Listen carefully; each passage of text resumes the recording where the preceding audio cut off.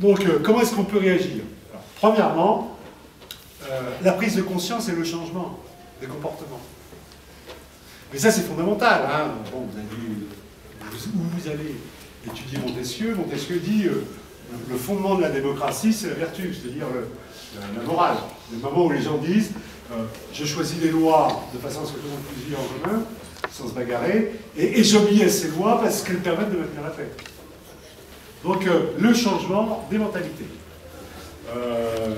Si on veut, par exemple, une nourriture moins industrielle, parce qu'on a compris que ça rend les gens malades, il faut que chacun, mais que ce soit l'individu, que ce soit ceux qui font les menus dans les cantines, que les conseils régionaux, que l'Union européenne, en choisissant son système de subvention, choisissent de orienter vers l'agriculture plus saine, plus de proximité, etc. Si vous pensez à comment lutter contre l'effet de serre, l'effet de serre il est produit par essentiellement la combustion de l'essence et du charbon, c'est du gaz. Donc il faut se dire, chaque fois que j'appuie sur l'accélérateur dans ma voiture, j'ai un effet sur l'effet de serre mondial. On va dire, mais c'est ridicule, c'est minuscule. D'accord, dans les 6 milliards d'êtres humains.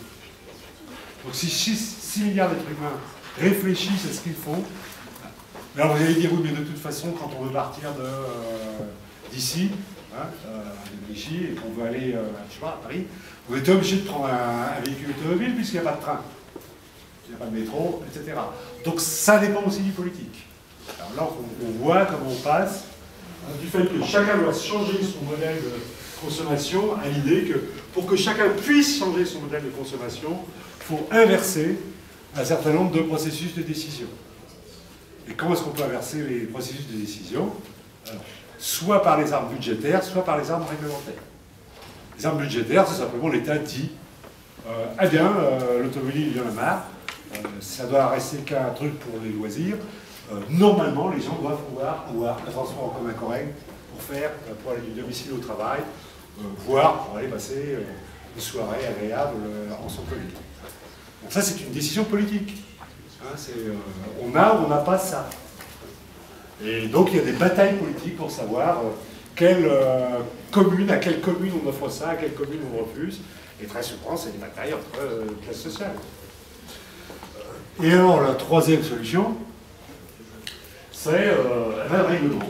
Alors, on peut avoir toute une série de règlements qui, sans avoir dépensé d'argent, induisent les gens à avoir des comportements corrects ou pas corrects.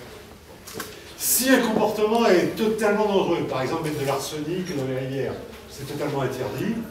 Si c'est un petit peu dangereux, alors vous avez tout un système que vous avez étudié en économie, pour dire, soit vous allez avoir le droit de le faire un petit peu, vous aurez un quota, comme on dit, soit vous avez le droit de le faire comme vous voulez, et si vous le faites, vous payez. Ce qu'on appelle les écotaxes. Donc vous avez toute une série, donc des 3 couches en quelque sorte. Hein. Le changement individuel, les changements dans les politiques publiques de dépenses, et puis les changements de réglementation, qui sont les armes de l'écologie politique pour essayer de sortir des crises. Ces trois choses à équilibrer entre elles, hein, parce que si vous faites trop de lois, les gens ne sont pas contents, les gens sont râleurs, alors ils ne sont pas contents. Si vous comptez uniquement sur les changements des mentalités, vous aurez peut-être 60% des gens qui changent de mentalité, et si 40% continuent à faire n'importe quoi, ils peuvent foutre en l'air sur tout et contre d'autres. Donc il faut équilibrer entre ces différentes...